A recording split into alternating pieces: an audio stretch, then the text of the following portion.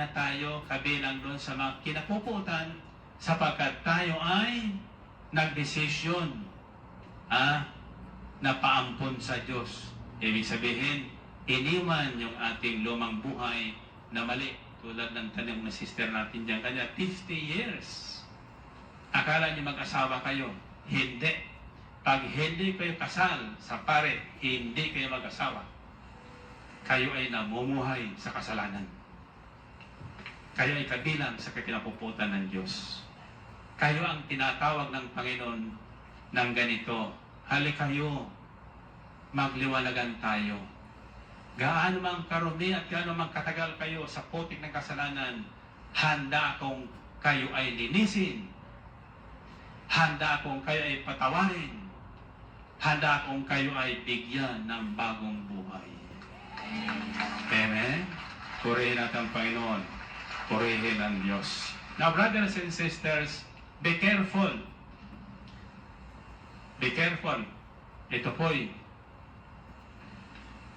tapang na, sapagkat ako po ay bago lumabas sa totoo lang, humihingi ko ng tulong, lakas ng loob at tapang na may hayag ang mga dapat ihayag para ang taong bulag at binulag ng espiritu ng kadilimang ito mabigyan ng liwanag.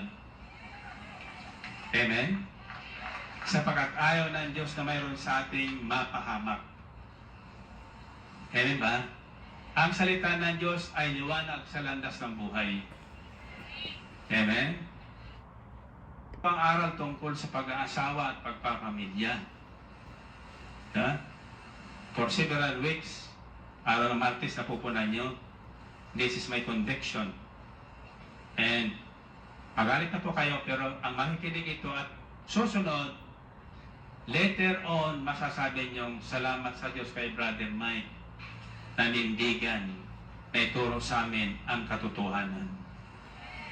Amen? Now, okay. Ang pag-aasawa daw ay hindi gawang biro. Tulad ng kanin na kapag napasok, luluwa basta na lang. Okay? Kaya po ay pinag-aaralan, ipinapanalangin. At sa taong may pananalig sa Diyos, ipakikita na Diyos ang katotohanan. Bago tayo masubo sa malaking suliranin sa buhay. Marami kasi ang lumalapit sa akin na ganito ang kwento. Sila ay matagal nang nananalangin na magkaroon ng mapapangasawa sa buhay para masunod ang kalooban ng Diyos. May dumating answered prayer sila. Ang problema, Brother Mike, ay may pinakasal na po ang lalaki. Pwede pa ba sa akin yun? May tibok na ang puso ko. Nahuhulog na ang damdamin ko sa kanya. Ang tanong ko ay, ang sagot ko ay, kasal ba? Kasal po. O bakit ka po? Liligawan ka pa niya. Ay, humiwalay na po dun sa una. Ayaw na niya kasi hindi naman daw yung iniibig niya. Nagkamali lang siya ng pakasalan. Kung ako kayo, ang tanong ko sa kanya ay, hindi ka kaya nagkakamali uli na sa akin ay manligaw?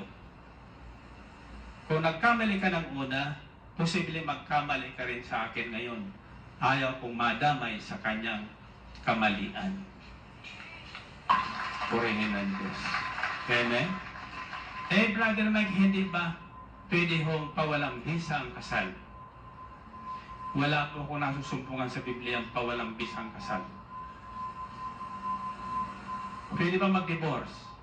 Sabi sa Biblia, God hates divorce. For whatever reason. Ayan ang sinatawag yan, nullification of marriage. Iyan po ay batas na lang ng simbahan. Hindi batas ng Diyos. Parang batas ni Moses na sinabi Kristo, dahil sa katigasan ng inyong ulo, kaya nagpalabas si Moses ng sarilyang batas. Pero hindi yan ang batas ng Diyos. Eh hindi ba brother, sa nullification process, inaalam ng simbahan ng pare na mali yung una. Hindi naman sila nagmamahal ng kasal. Paano malalaman ng pare yung saloobin ng tao? Diyos lamang nakakaalaman ng saloobin ng tao at isipan ng tao. Purihin natin ang Panginoon. Purihin ng Diyos. Amen? Pag po sa akin magagalit, kung may tinatamaan sa inyo dyan, hindi ako galit sa inyo. Tungkulin ko lang po na ipahayag ang pinayag sa akin ng Espiritu ng Panginoon. Ang batas ng Diyos, hindi maaaring palitan ng batas ng tao. Purihin natin ang Diyos. Glory to God, glory to Christ Jesus. Bakit ako nagagalit? Nadadala yata ka ng emosyon kasi anger ang ating pinag-uusapan. Galit, ano? Pero alam mo yung galit ko, yung galit ng Diyos yun. Ha? Kasi ako, inalay ko ang buhay kung maging daluyan ng biyaya ng Diyos. Ay hindi lang pala biyaya ng Diyos. Magiging daluyan din ako ng galit ng Diyos. Amen? Pero yan ay galit na hindi pampahamak. Yan po ay galit ng pagliligtas. Purihin natin ang Panginoon. Purihin ng Diyos. Isaiah 57 verse 16 to lumapit sa Kanya at tanggapin ang Kanyang payo at aral. Sa gayon, pagagalingin ang ating sugat. Nasugatan man tayo sa ating damdamin, pagagalingin niya ng Panginoon. Amen? Nalumpuman ang ating buhay dahil sa ating mga pagkakamali, palalakasin tayong muli ng Panginoon. Amen? So, balit, sa likas na masama, sabi ng Diyos, na hindi sa akin papansin, matutulad sila sa alon ng dagat na tuloy-tuloy ang hukay ng alikabok galing sa ilalim. Putik ang katulad, putik ang kanilang kakainin, at sila'y tuluyang mawawasak, mawawala sa ating paningin. Sabi ng Diyos, the choice is yours. The choice is ours. Atin ang desisyon. Naghihintay ang Diyos. Pag tayo sumunod, patatawarin. Pag tayo magbalik loob, pagagalingin. Pagpapalain, bibigyan ng isang buhay na ganap at kasiyasya. Purihin natin ang Panginoon. Purihin ng Diyos. Fifth, God is angered when His house of prayer is dishonored. Ayan. So, wag po tayong pupunta sa simbahan o sa dakong dalanginan para gumawa ng kahibangan. Sapagkat nagagalit ang Diyos doon. Dapat igalang. Dito sa ating ginagawang bahay dalanginan, huwag kayong magdadala ng anumang pagkain sa loob niyan. Bawal po. Mayroon po palagay dyan, gagawa dyan na mall. Doon ang mga restaurant. Doon ang mga pwesto ng mga tindahan. Bawal ng pakalat-kalat. Kayo mga nagtitinda dyan ng kung ano-ano. Balita kung mayroon dyan mga nagmamasahe sa gitna ng gawain. Nagmamasahe ng tuhod. Nagmamasahe pa ng hita. Kayo mga naglalako dyan kung ano ng mga chiclets o kung ano dyan sa gawain. Nakikita ng Diyos yan. Huwag iniisturbo yung mga taong pumarito para sumamba sa Diyos at makinig ng salita ng Diyos. Amen? Kayo man nagpapasa ng load ng inyong mga cellphone sa oras ng gawain, alam ng Diyos yan. Amen? Galit na galit ang Diyos dyan. Hallelujah! Abutin na nalaman dito. Matthew 21:12-13. Jesus entered the temple area and drove out all who were buying and selling there. He overturned the tables of the money changers and the benches of those selling doves. It is written, he said to them, my house will be called a house of prayer, but you are making it a den of robbers. Pumasok sa Jesus templo, ipinagtaboyan niyang palabas ang mga nagbibili at namimili roon at ipinagtauban ang hapag ng mga mamamalit ng salapi at ang upuan ng mga nagtitinda ng kalapati. Sinabi niya, nasasaad sa kasulatan, ang aking bahay ay tatawaging bahay panalanginan, ngunit ginawa ninyo ng pugad ng mga magnanakaw. Kaya kayo mga ikot ng ikot dyan, para mandukot, magnakaw, nakikita kayo ng Panginoon. Ha? Yung ninakaw niyong cellphone na yan, kagaya noon, may kwento sa akin, may nadukutan ng cellphone sa jet. Pakaraan ng ilang araw, tinawagan yung nadukutan. Sabi niya, cellphone mo na sa akin, kunin mo na. Bakit? Tuwing bubuksan ko mukha ni Brother Mike ang lumalabas. Purihin ang Panginoon. Purihin ang Diyos. Hallelujah. Yung pala, yung sa kanyang cellphone, yung mukha, at may mukha ang ginamit ko. Yung mukha ko pala, pampatakot sa mga kidnapon opera, no? Hallelujah. Natakot siguro sa mukha ko, ano? Sinahuli yung cellphone. Hallelujah. Kitang-kita kayo ng Panginoon dyan, eh. Kaya bawal sa loob ng gawain ang anumang bagay na hindi karapat-dapat. Amen ba? At yan po, sa unang pasok natin dyan, mahal po kasi yan, eh. Pumuti ng buhok ko dyan, eh. Hindi tayo umapok dyan may putik ang ating paa. Sabi nga ng Panginoon kay Moses, this is holy ground. Remove your sandals. Alisin nyo ang inyong panyapak, sabi ng Panginoon.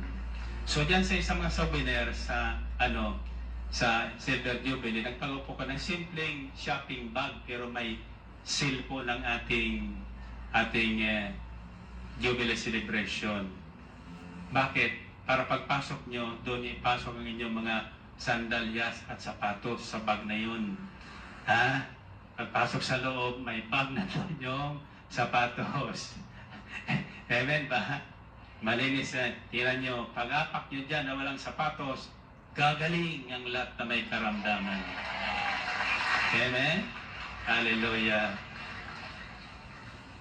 Okay, mag-alala. Mura lang yan. Wala kong pinagawa dyan mahal. 150 pesos ang item, 200 pesos. Yung maganda naman, 500. May mas maganda pa, 700. Mas may maganda pa, 2,500. Depende naman yun, ano? Kayo naman mamimili doon, eh. Kung gusto hanggang 150, doon yung kunin nyo. Hindi ko sasabihin kung ano yan. Basta makikita nyo na lang yan dyan. Walang magpapagawa niyan, kayong mga negosyante dyan dito sa paligid, ha? Bawal yan. Yung kayo bumili sa para genuine niya. Kayo bibili niyan sa kung saan-saan, ha? Walang yan, walang bas-bas yun. Alam niyo kung bakit? Marami pa tayong bayaran dyan. Amen? Yung aking ginagawang libro, hindi po libre yun. Sanay kasi sa libre. Mas mahal po yun. Ha? Kasi ang babayad pa natin ng bayaran pa dyan. Mabuti nga yan, tatapusin nila kahit wala pa akong pambayad, eh. Sabi ko, mag-alala. Kako sa August 8, patatayo ko kita kontraktor dito. Sasabihin ko sa kanila, magbayad na tayo. Purihin natin ang Panginoon. Purihin ng Diyos. Amen ba? Okay. 6. God releases His wrath when people persist to disregard His call. Okay. God releases His wrath. Pag sinabing wrath, yung buong galit niya, yung kaparusahan ng galit niya, tatamuhin, mararanasan ng taong patuloy na magmatigas at tumatanggi sa panawagan ng Diyos. Purihin natin ang Panginoon. Purihin ang Diyos. For example, paano yung Brother Mike? Di nyo napupuna, maraming lumalapit dito sa atin naka-wheelchair. Galit dun sa misis niya. Inaanyayahan, saan ka ba pumupunta? Bakit dumarating ka hating gabi? Pasado hating gabi. Sino ba ang gwapong pinupuntahan mo niyan? Hala? So galit sila. Sa kagagalit nila, sinipa sila ng Panginoon. Inatake. So, nang maatake, hindi na ngayon makapagsalita. Ayan, di ba? Paano ngayon? Bakit ginawa ng Diyos? Para sila kalat ka rin na. Kakalat ka rin na. Papunta mo sa harapan ng Panginoon. Ano gusto nyo? Kalat ka rin ng Panginoon? O kusang lumapit sa Kanya? Sino gustong kalat ka rin? Sino kung kukusang lalapit na lang? Ayan. Pag uwi nyo, sabihin nyo dun sa mister nyo o misis nyo, matikas ang ulo. Anong gusto mo? Sa susunod na Sabado, puso kang sasama sa akin o pakakalat ka sa Panginoon? Pag sinabi niya, kahit kaladirin mo ako, ano ko sasama? Naku, magugulat ka pag Sabado niyan. Kakalat ka rin ng Panginoon niyan. Amen ba? Okay, God releases His wrath when people persist to disregard His call and His laws. Numbers 11, verses 1 to 3. Aklat ng Bilang. Now the people complained about their hardships in the hearing of the Lord. And when He heard them, His anger was aroused. Then fire from the Lord burned among them and consumed some of the outskirts of the camp. When the people cried out to Moses, he prayed to the Lord, and the fire died down. So that place was called Tabira, because fire from the Lord had burned among them. Dahil sa hirap na dinaranas, nagreklamo ang mga Israelita. Dahil dito, nagalit si Yahweh at pinaulanan ng apoy ang isang gilid ng kanilang kampamento. Kaya nagbangkawa kay Moses ang mga Israelita at agad naman itong dumulog kay Yahweh. Tinig naman siya at pinatay ang apoy. At ang lugar na ito ay tinawag nilang Tabira pagkat sinunog ni Yahweh ang paligid nila. At hindi para talaga ito. Yung mga Israelita tulad natin noon, puro reklamo. Ano ba yan? Ang takal-takal naman yan. 2 oras na. Hindi pa tumitigil. Hallelujah. Ano ba yan? Hindi pa tayo pinaupo. May upuan naman.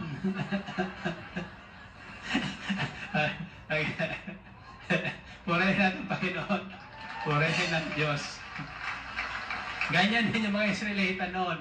Narinig sila ng Diyos. Narinig. Alam mo narinig yan? O yung iniisip lang natin, alam niya eh.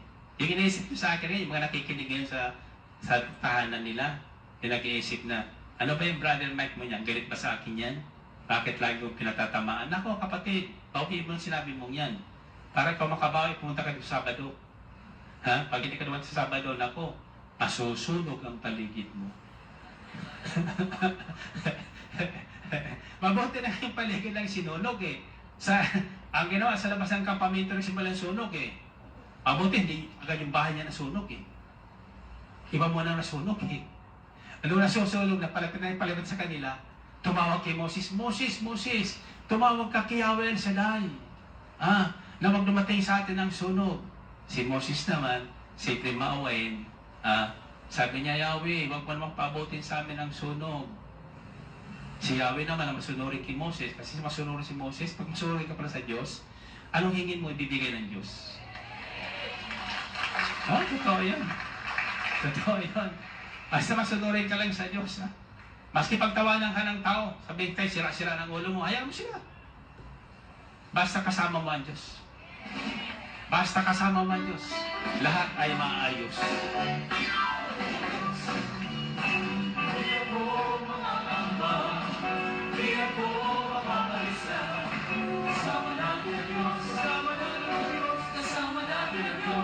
Di ako malulungkot. Di ako malulungkot. Di ako matatakot. Di ako matatakot. Kasama natin ang Diyos. Dumaan man ako sa ilog. Dumaan man ako sa ilog. Di ako malulungkot. Dumaan man ako sa apoy. Di ako masusunod. Kasama natin ang Diyos. Di ako mangangamba. Di ako mangangamba. di ako mababalisa. Kasama natin ang Diyos, kasama natin ang Diyos, kasama natin ang Diyos. Di ako malulungkot, di ako malulungkot, di ako matatakot. Kasama natin ang Diyos. Tumaan man ako sa iyo, tumaan man ako sa iyo, di ako malulunod. Amen. Tumaan man ako sa apoy, di ako masusunod. Kasama natin ang Diyos. Di ako mangangamba, di ako mababalisa, di ako mababalisa. Kasama natin ang Diyos, kasama natin ang Diyos, kasama natin ang Diyos. Di ako malulungkot, di ako malulungkot, di ako matatakot. Kasama natin ang Diyos. Tumaan man ako sa iyo, tumaan man ako sa iyo, di ako malulunod. Tumaan man ako sa apoy, di ako masusunod. Kasama natin ang Diyos. Di ako mangangamba, di ako mangangamba, di ako mababalisa. Kasama natin ang Diyos, kasama natin ang Diyos, kasama natin ang Diyos. Di ako malulungkot, di ako malulungkot, di ako matatakot. Kasama natin ang Diyos. Tumaan man ako sa iyo, tumaan man ako sa iyo, di ako malulunod. Tumaan man ako sa apoy, di ako masusunod. Kasama natin ang Diyos. Di ako mangangamba, di ako mababalisa. Kasama natin ang Diyos, kasama natin ang Diyos, kasama natin ang Diyos. Di ako malulungkot, di ako malulungkot, di ako matatakot. Kasama natin ang Diyos, kasama natin ang Diyos, kasama natin ang Diyos, kasama natin ang Diyos, kasama natin ang Diyos, kasama natin ang Diyos. Kasama natin ang Diyos. Purihin ang Panginoon. So number 6 is, when man persists on their wrong and wicked ways, God will release His anger and punishment. Yan ito. Genesis chapter 18 verse 20 says, Then the Lord said, The outcry against Sodom and Gomorrah is so great and their sin so grievous, that I will go down and see if what they have done is as bad as the outcry that has reached me. If not, I will know. So, sumama ang Sodoma at Gomorrah noon. Wala nang matuwid. Nagsama-sama na silang lahat. So sabi ng Diyos, bababa ko at tutudasin ko na inalamin ko. Subalit naalala niya si Abraham. Alala niya si Abraham. Teka muna niya si Abraham ay kamag-anak sa Sodoma at Gomorrah. Hindi maaring basta ko na lang gunawin ang bayan na yun na hindi ko sinasabi kay Abraham. Kaya kinausap si Abraham ng Diyos. Sabi niya, Abraham, sobra na ang kasamaan sa dakong yan ng Sodom at Gomorrah. Babaong ko na yan sa putik na kumukulo, sa asopre. Sabi ni Abraham, teka muna Lord. Pati yung matwi doon matadamay. Pwede ba? Kung mayroon bang 50 matwi doon, tutuloy mo ba yung galit mo? Ang sabi ng Diyos, maghanap ka ng 50. Naramdaman ni Abraham, wala. Sabi niya, teka muna Lord, kung walang 50, 4 na po. Sabi ni Lord, maghanap ka ng 4 na po. So alam ni Abraham, walang 4 na po. Sabi ni Abraham, teka Lord, kung 3 po. Sabi ni Lord, maghanap ka 3 po. So nagtawaran sila.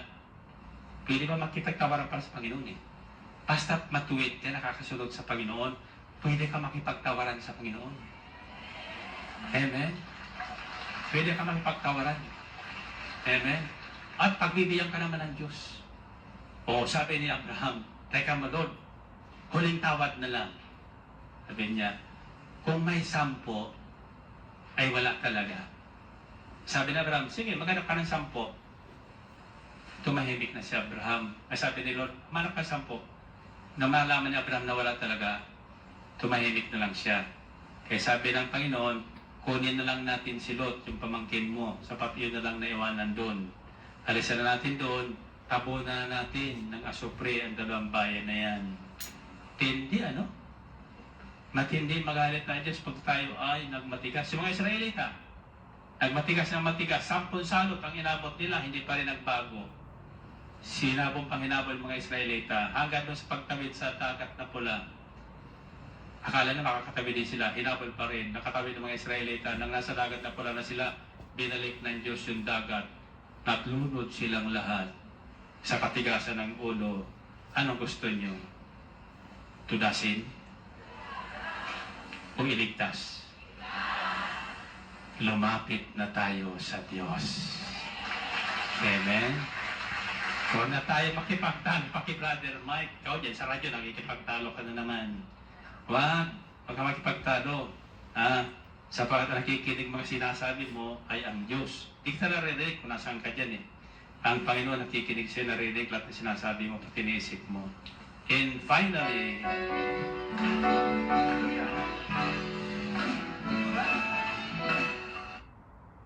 Diyos, sa sandaling tayo ay lumapit at magsisi sa Kanyang harapan. Amen?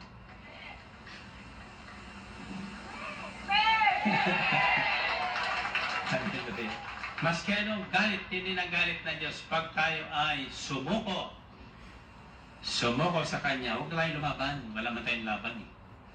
Diba? Aniwala kayo, wala tayong laban sa Panginoon. Sabi ni Haring David, nang dumaan sa Kanya, nagkasari sa Haring David, sabi niya, if only I have wings, I will fly away. Hirap na siya. Sabi ni Haring David, kung ako lang may pakpak, ako nga ang lilipad na. Pero sabi, saan naman ako pupunta? If I go to heaven, you are there. If I go to the depths of the sea, you are there. Pumunta man niya ako sa kalaliman ng dagat, naroroon ka. Pumunta niya ako sa kalaliman ng lupa, naroroon ka. Pumunta niya ako sa kalawakan, naroroon ka. Pumunta ako sa kabundukan, naroroon ka. Wala tayong pagtaguan sa Diyos. Wala tayong pagtaguan sa Diyos. So the only way is to surrender. Surrender. Pag tayo sumurrender na kahit naniutos na ang Diyos, gunawin na yan. Sinabi na sa kanya mga anghel, ubusin na silang lahat. Subalit, bago tayo ubusin, magpapahayag pa rin ang Panginoon, magpapadala pa rin ng isang warning, final warning. Ayan, saan ko kinuha naman yan? Kwentong niya, natatandaan nyo yung bayan ng Nineveh. Kapanahonan ni Propeta Jonah. Sabi ng Panginoon kay Jonah, pumunta ka sa bayan ng Nineveh. Sabi mo sa kanila na sa loob ng 40 araw, pag hindi sila nagsisi, gugunawin ko ang bayan ng Nineveh. Si Jonah naman, kilala niya ang Diyos. Madaling mahabag ang Diyos. Madaling maawa ang Diyos. Pag nakita ng lumuluha na sa kanyang harapan ang taong makasalanan, umaamin at sumusuko at humihingi ng awa at habag, madaling lumubag ang kalooban ng Diyos. Kaya sabi ni Jonah, di ko pupunta doon. Kasi pag sinabi ko yan, ay kung sila maniwala sa akin at magsisi nga, ako naman mapahiya.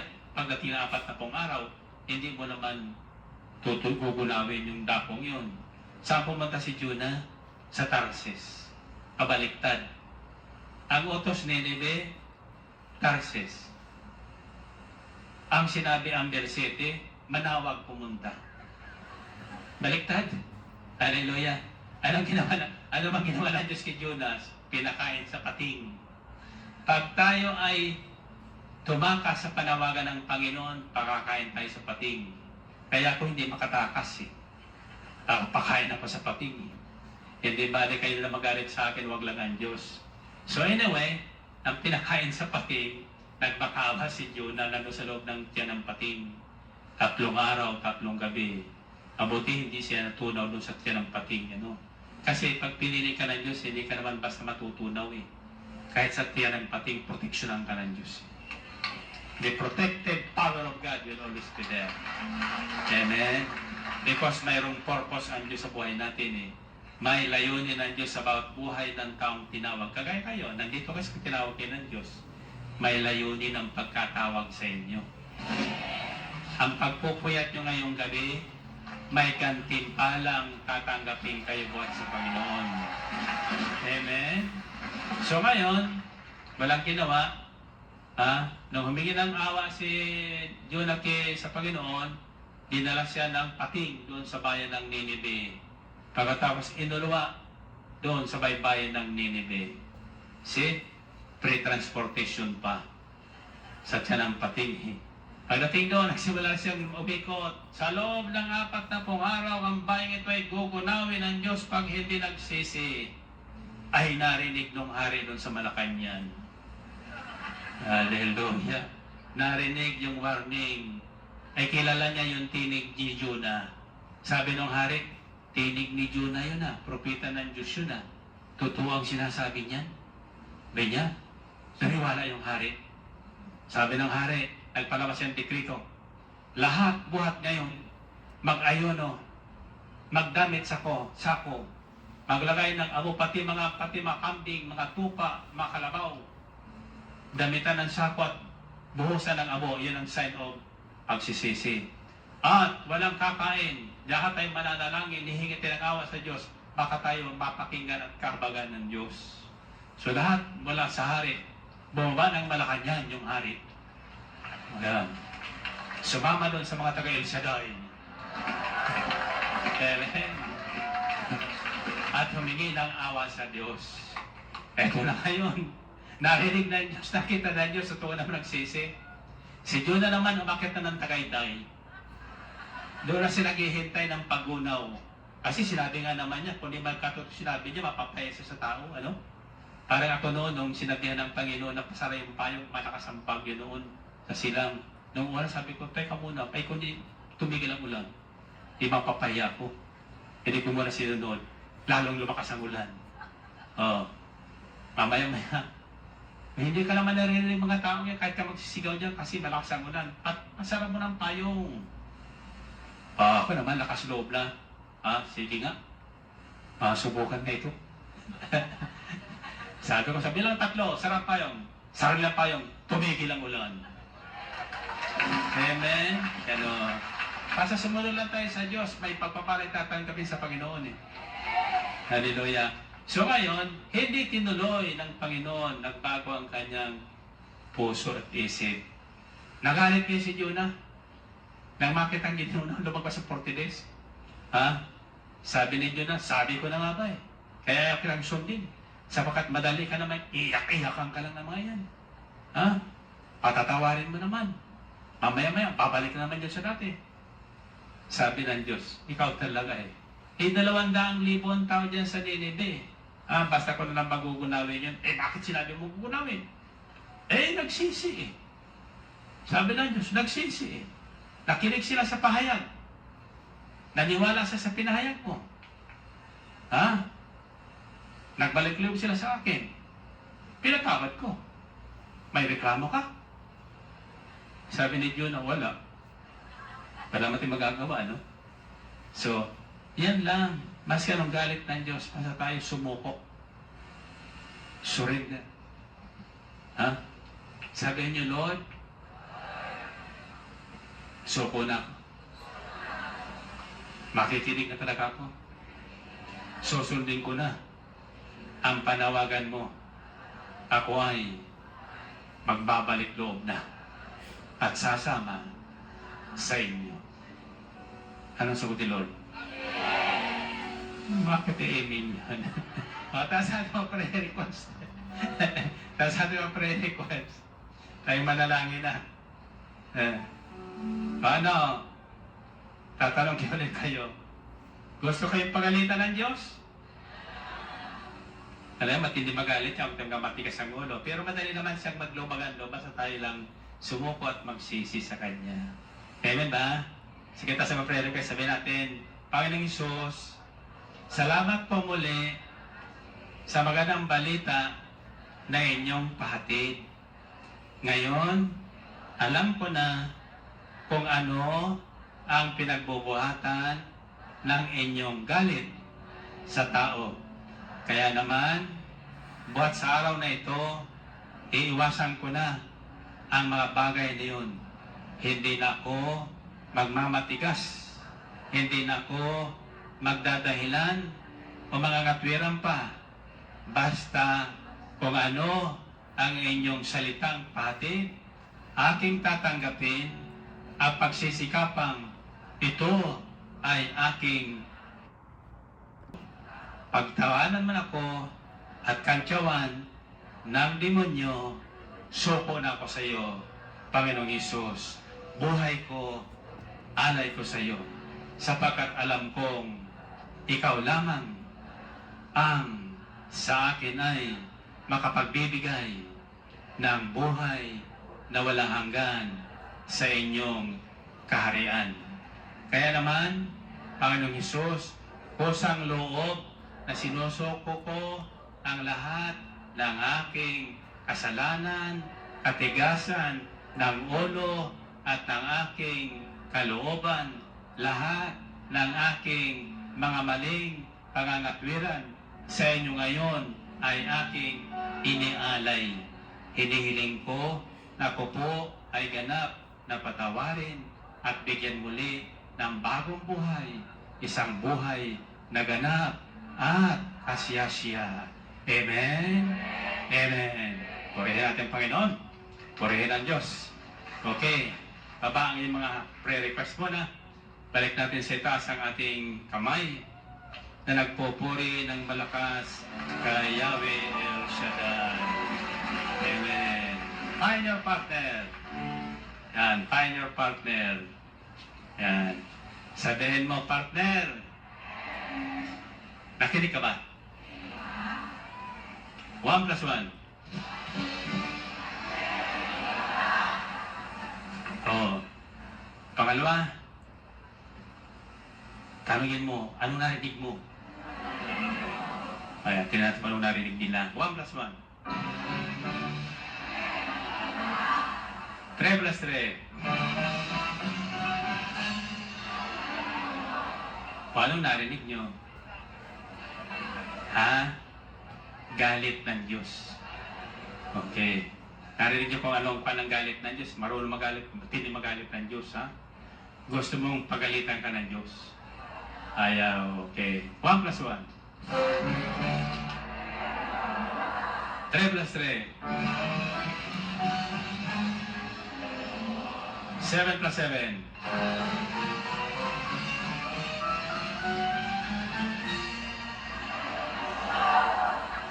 Ano yung huling sigaw? Galit ng Diyos. Susundan nyo. Gusto mong magalit ng Diyos sa iyo? Sino gusto pagalitan ng Diyos? Okay, ayaw. Okay, ta sa kamay nyo. Sa kamay nyo. Ito, isang salita lang ito, pero maniwala kayo, matutuwa ang Diyos sa inyo, may regalo kayo. Ito lang isisigaw yung pagtapong ko sa inyo. Lord, suko na ako sa iyo. Lord, suko na ako sa iyo. Totohanan yan, ha?